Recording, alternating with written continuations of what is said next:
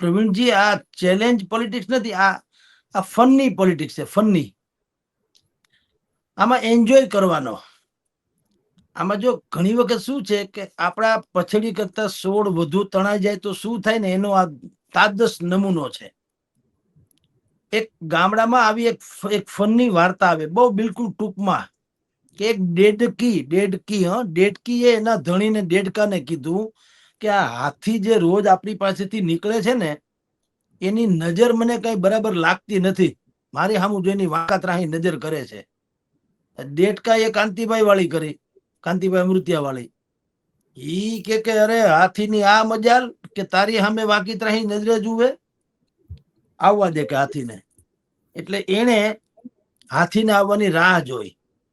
પછી એક ઝાડવામાં મોટું દોરડું ઝાડવામાં બાંધ્યું ને પછી એમ કે ગાળીઓ નાખીને હાથીને પકડી લેશું.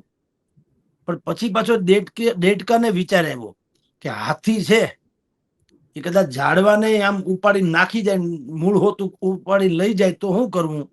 એટલે ઝાડવા ઉપર ભરોસો નથી કરવો. એ કે બરાબર છે. એને પોતાના શરીરે એ વીંટી રાખ્યું ડેડકાએ. હવે ક્યાં જાય એમ બોલો. આમાં દરેકને પોતાનો પાવર તો બતાવવાની હોય ને.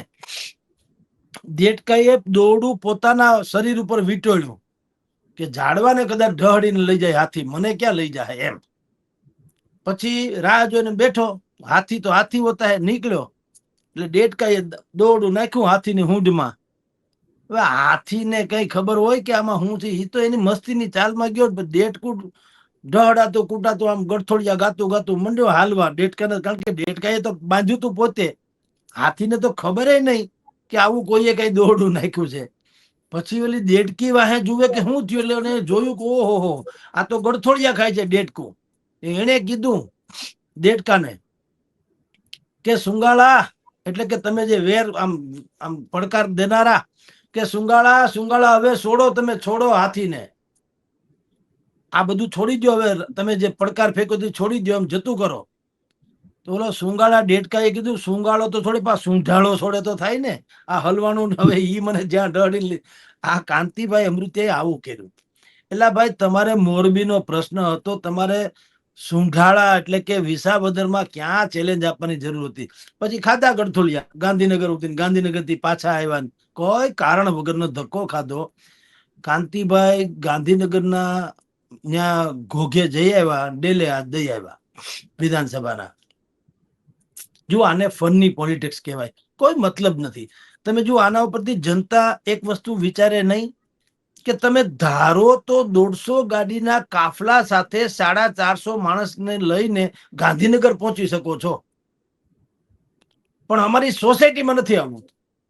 જ્યાં ગારો છે, પાણી છે, તૂટલા ફૂટલા છે, બધું સત્યાનાશ છે, ત્યાં સોસાયટીમાં આ 450 માણસ લઈને ન્યા ગયા પેટ્રોલનો ખર્ચો કરીને કે જે ગણો તે, એના કરતા 450 મજૂર લઈ અને સોસાયટીમાં વયા ગયા હોત તો હાલો મને કયો, તો અમર થઈ જાત ને કે ભાઈ અમારી તમે મારું. અને બીજું કઈ શક્યા પ્રેસ કોન્ફરન્સ કરીને કે ભાઈ હું 10-12 દિવસ બહારગામ હતો, એમાં મોરબીની 4-5 સોસાયટીમાં એક ચોક્કસ પેટર્નથી આંદોલન ચાલ્યું. જનતા રોડ ઉપર બેસી ગઈ, વાહનોને થપ્પા લઈ ગયા, ટ્રાફિક જામ કર્યો.